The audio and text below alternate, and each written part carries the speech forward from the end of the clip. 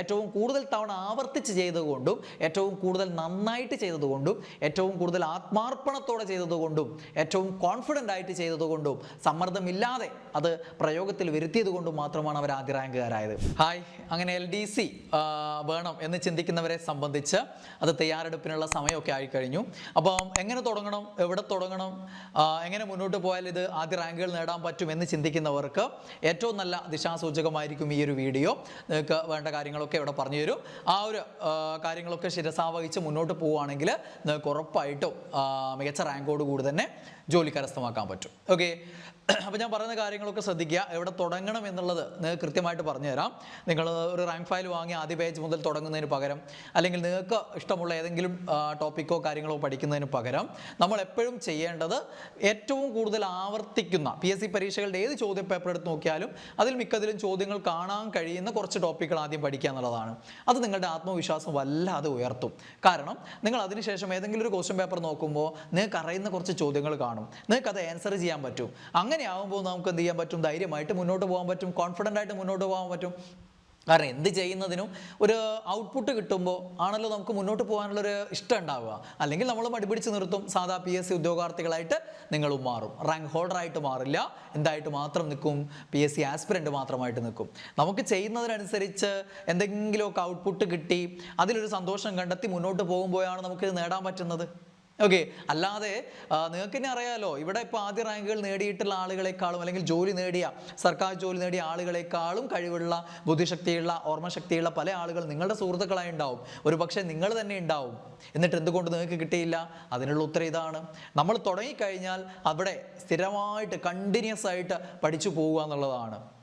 അത് ജോലിയിൽ കയറി ആ ജോലി തന്നെയാണ് എൻ്റെ സ്ഥിരം ജോലി, മറ്റൊരു ജോലി എനിക്ക് വേണ്ട എന്ന് ഉറപ്പിക്കുന്നത് വരെ പഠിച്ചുകൊള്ളുക എന്നുള്ളതാണ്. ഓക്കെ, അപ്പോൾ നിങ്ങൾ പഠിച്ചു തുടങ്ങുമ്പോൾ ആദ്യം പഠിക്കേണ്ട കുറച്ച് ടോപ്പിക്കുകൾ ഞാൻ ആദ്യം പറഞ്ഞുതരാം.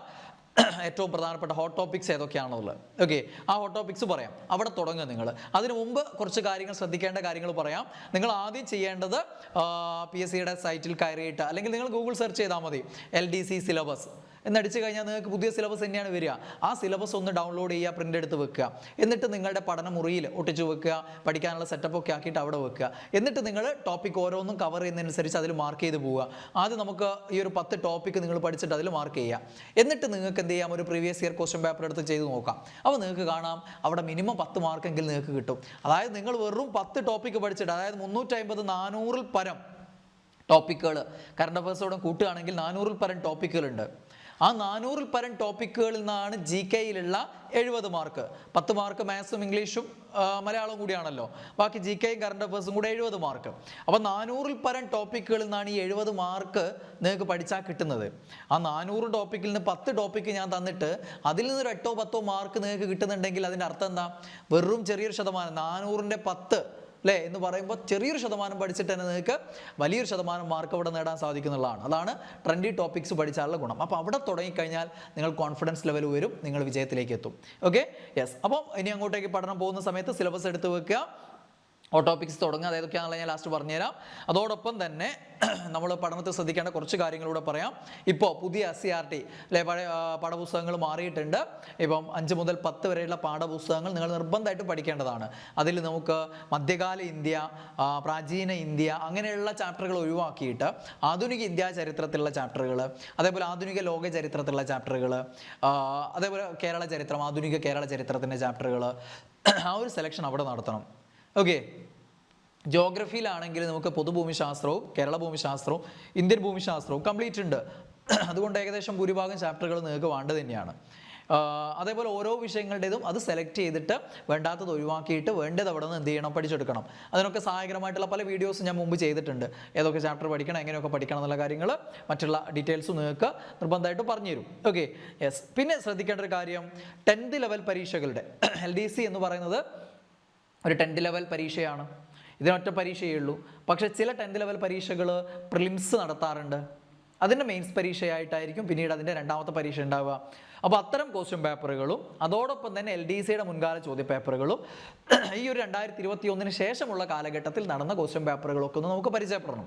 ആ പരിചയപ്പെടൽ എന്തിനാണ്? ചോദ്യ രീതികൾ, ചോദ്യ പാറ്റേണുകൾ എത്രത്തോളം ഡെപ്തിൽ വരുന്നു അതൊക്കെ മനസ്സിലാക്കാൻ വേണ്ടിയിട്ടാണ്. അപ്പോൾ ആ ഒരു പരിചയം ഇതിൻ്റെ കൂടെ നിങ്ങൾക്ക് തുടക്കത്തിൽ ഉണ്ടാക്കിയെടുക്കണം. ഈ ഒരു ടോപ്പിക്സ് പഠിച്ചിട്ട് ഉണ്ടാക്കിയാലും മതി. ഇനി പ്രത്യേകം വേണ്ട കാര്യം, നിങ്ങൾ എനിക്കൊരു ടൈം ടേബിൾ ഉണ്ടാക്കി തരുമോ എന്ന് ചോദിച്ചാൽ ഇനി ഒരാളുടെ പിറകെ നടക്കണ്ട. നിങ്ങൾ എന്ത് ചെയ്താൽ മതി? ടൈം കണ്ടെത്തിയാൽ മതി. ടൈം ടേബിളിൻ്റെ ആവശ്യമില്ല, ടൈമാണ് ഇപ്പോൾ വേണ്ടത്. നിങ്ങൾ ടൈം കണ്ടെത്തുക. പണ്ടത്തെ പോലെ ടൈം ടേബിൾ ചെയ്യേണ്ട ആവശ്യമില്ല. 1 മണിക്കൂർ ഹിസ്റ്ററി, 1 മണിക്കൂർ ജോഗ്രഫി, 1 മണിക്കൂർ കണക്ക്, 1 മണിക്കൂർ മലയാളം, ആ ഒരു രീതി മാറി, ആ കാലഘട്ടം മാറി. ഇപ്പോൾ 1 മണിക്കൂർ കൊണ്ട് നിങ്ങൾക്ക് ഒരു ടോപ്പിക്കിൻ്റെ 10-1 ഭാഗമൊക്കെ അല്ലെങ്കിൽ 10-2 ഭാഗമൊക്കെ തീർക്കാൻ പറ്റുള്ളൂ. അങ്ങനെ തീർത്തുകൊണ്ട് കാര്യമില്ല, അല്ലെങ്കിൽ അതിൽ ഇമ്പോർട്ടൻ്റ് പോയിന്റ് മാത്രം പഠിച്ചുകൊണ്ട് കാര്യമില്ല. ആ ടോപ്പിക് കംപ്ലീറ്റ് ആക്കണം. അത് 1 ദിവസം കൊണ്ടാണ് 1 ദിവസം, 2 ദിവസമാണ് 2 ദിവസം എടുക്കണം. ഇനി 1 ദിവസം 2 ടോപ്പിക്ക് തീർക്കാൻ പറ്റുമെങ്കിൽ അന്ന് 2 ടോപ്പിക്ക് പഠിച്ച് തീർക്കണം.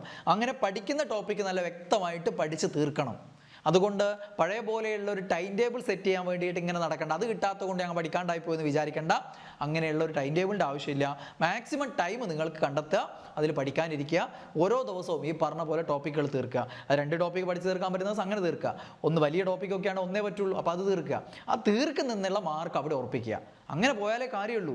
അല്ലാതെ എല്ലാത്തിലും ഒന്ന് തൊട്ടോക്കി പോയാൽ അവിടെ നിന്നും കിട്ടും, ഇവിടെ നിന്നും കിട്ടും, എല്ലാത്തിനും കിട്ടും എന്ന് വിചാരിക്കുന്നുണ്ടെങ്കിൽ വെറുതെയാണ്. എല്ലാ ടോപ്പിക്കിലെ ഇമ്പോർട്ടൻ്റ് ആയിട്ടുള്ള 10-20 ഫാക്ട്സ് മാത്രം പഠിച്ചു പോയാൽ ഇന്നത്തെ കാലത്ത് നിങ്ങൾക്ക് അവിടെ നിന്ന് ഒരു മാർക്കും കിട്ടില്ല. പഠിക്കുന്ന ടോപ്പിക്ക് നല്ല വ്യക്തമായിട്ട് പഠിക്കണം. പിന്നെ രണ്ടാമത്തെ കാര്യം, no timetable no miracles. ഇവിടെ പ്രത്യേകിച്ച് അത്ഭുതങ്ങളൊന്നുമില്ല. ഞാൻ പല പ്രാവശ്യം നിങ്ങളോട് പറഞ്ഞിട്ടുള്ളതാണ്. നിങ്ങൾ ഇതുവരെ കണ്ടിട്ടുള്ള ആദ്യ റാങ്കുകാരൊന്നും നിങ്ങളൊന്നും ചെയ്യാത്ത എന്തൊക്കെയോ അത്ഭുതങ്ങൾ ചെയ്തിട്ട് 1-ാം റാങ്കുകാരായതല്ല, അല്ലെങ്കിൽ 2-ാം റാങ്കുകാരായതല്ല, അല്ലെങ്കിൽ ആദ്യ റാങ്കുകാരായതല്ല. അവരൊക്കെ നിങ്ങൾ ചെയ്തുകൊണ്ടിരിക്കുന്ന കാര്യങ്ങൾ തന്നെ, നിങ്ങളെ കൊണ്ട് ചെയ്യിക്കുന്ന കാര്യങ്ങൾ തന്നെ, നിങ്ങൾ ചെയ്തുകൊണ്ടിരിക്കുന്ന കാര്യങ്ങൾ തന്നെ ഏറ്റവും കൂടുതൽ തവണ ആവർത്തിച്ച് ചെയ്തുകൊണ്ടും, ഏറ്റവും കൂടുതൽ നന്നായിട്ട് ചെയ്തതുകൊണ്ടും, ഏറ്റവും കൂടുതൽ ആത്മാർപ്പണത്തോടെ ചെയ്തതുകൊണ്ടും, ഏറ്റവും കോൺഫിഡൻ്റ് ആയിട്ട് ചെയ്തതുകൊണ്ടും, സമ്മർദ്ദമില്ലാതെ അത് പ്രയോഗത്തിൽ വരുത്തിയത് കൊണ്ടും മാത്രമാണ് അവർ ആദ്യ റാങ്കുകാരായത്. ബാക്കി കാര്യങ്ങളൊക്കെ നിങ്ങൾ ചെയ്ത കാര്യങ്ങളൊക്കെ തന്നെയാണ്. നിങ്ങൾക്ക് ചിന്തിച്ചാൽ അറിയാം, ഒരു മാർക്ക് നഷ്ടപ്പെട്ടവരുണ്ടാവും നിങ്ങളുടെ കൂട്ടത്തിൽ, റാങ്ക് ലിസ്റ്റിന് പുറത്തായവർ. ഒരുപക്ഷെ അവിടെ 1-ാം റാങ്ക് നേടിയവനേക്കാളും കൂടുതൽ പഠിച്ചത് നിങ്ങളായിരിക്കും, അറിവും നിങ്ങൾക്ക് ഉണ്ടായിരിക്കും. ചിലപ്പോൾ ഒരാൾ നിങ്ങൾ സുഹൃത്താണെന്ന് വിചാരിക്കുക, അയാളുമായിട്ട് മറ്റൊരു പരീക്ഷയിൽ എവിടെയെങ്കിലും നിങ്ങൾ മത്സരിച്ചപ്പോൾ ചിലപ്പോൾ നിങ്ങൾ 1-ഉം അവർ 2-ഉം ആയിരിക്കും. അപ്പോൾ അങ്ങനെയുള്ള ആളുകളൊക്കെ അവിടെ സമ്മർദ്ദത്തിന് അടിമപ്പെടാതെ വിജയിക്കുന്നുണ്ട്. അങ്ങനെ പല ഘടകങ്ങളാണ് റാങ്ക് നിർണ്ണയിക്കുന്നത്. അതുകൊണ്ട് അവിടെ അത്ഭുതങ്ങളൊന്നുമില്ല. അവിടെ നിങ്ങളുടെ കഴിവാണ്, എല്ലാം നിങ്ങളുടെ ആ ഒരു കഴിവ് മാത്രമാണ്. പഠിക്കാൻ പ്രത്യേകിച്ച് അവർക്ക് മാത്രമായിട്ട് എന്തോ സാധനങ്ങളൊന്നും അവർ പഠിക്കുന്നില്ല. നിങ്ങളൊക്കെ പഠിച്ച കാര്യങ്ങൾ കൂടുതൽ നന്നായിട്ട് പഠിച്ചു, ആവർത്തിച്ചു പഠിച്ചു, അങ്ങനെ റിവിഷൻ ചെയ്തുകൊണ്ട് അതിൽ കൂടുതൽ പോയിന്റുകൾ കിട്ടി, അത് ഉത്തരമായി എഴുതി, മാർക്കുകൾ കൂടുതൽ കിട്ടി, ആദ്യ റാങ്കിലേക്ക് പോയി. ഇത്രയേ ഉള്ളൂ സംഭവം. ഓക്കെ. പിന്നെ ശ്രദ്ധിക്കേണ്ട ഒരു കാര്യം, ഇംഗ്ലീഷ്, മാത്സ്, മലയാളം 3-ഉം കൂടെ 30 മാർക്കുണ്ട്. അത് പ്രാധാന്യം നന്നായിട്ട് കൊടുക്കണം.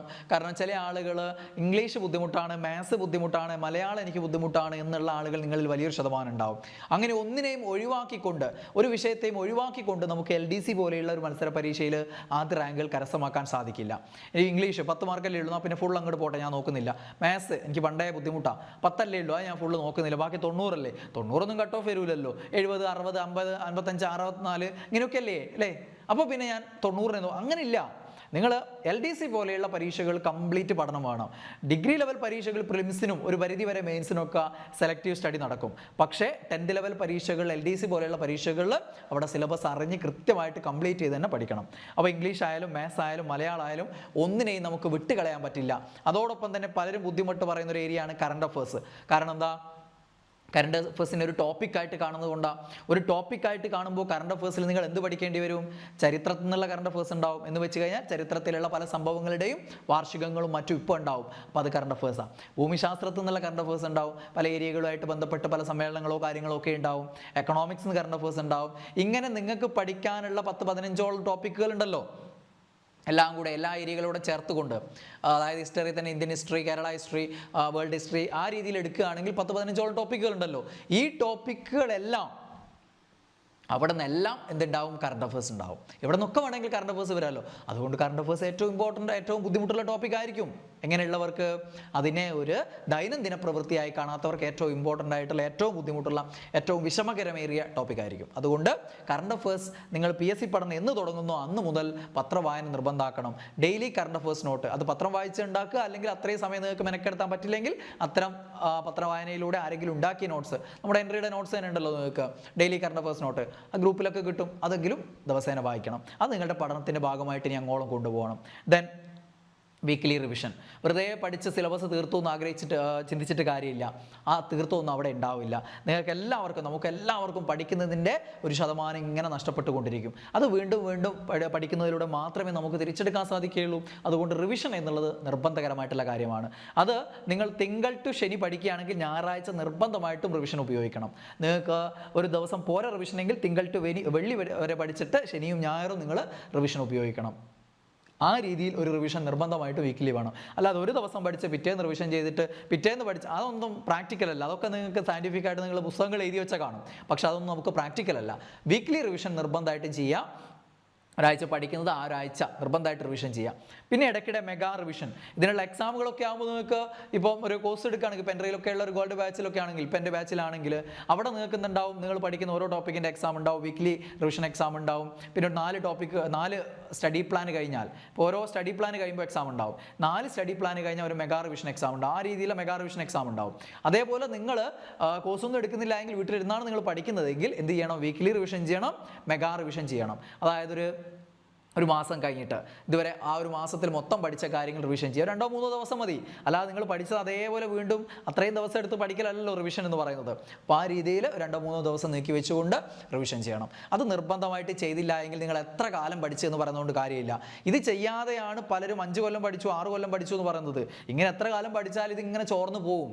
ഇതിങ്ങനെ റിപ്പീറ്റ് ചെയ്ത് കൊണ്ടുവരാൻ വേണം. ഒരുപാട് നമ്മൾ അളവ് കൂട്ടിക്കൊണ്ടുവരണം, കണ്ടന്റ് കൂട്ടിക്കൊണ്ടുവരണം ഉള്ളിലേക്കുള്ളത്. അതോടൊപ്പം ഇതിൽ തന്നെ പലതും ചോർന്ന് പോകുന്നുണ്ടാവും. അതിങ്ങനെ കൊണ്ടുവരികയും വേണം. അത് നിർബന്ധമാണ്. പിന്നെ എക്സാം, OMR ടെസ്റ്റ് നിങ്ങൾ വീട്ടിലിരുന്ന് പഠിക്കുന്നവരാണെങ്കിലും OMR ഷീറ്റ് വാങ്ങി വെക്കുക. അല്ലെങ്കിൽ തൊഴിൽ പ്രസിദ്ധീകരണങ്ങൾ ഉണ്ടാവുമല്ലോ, അതിൻ്റെ പ്രിൻ്റ് എടുത്ത് വെക്കുക.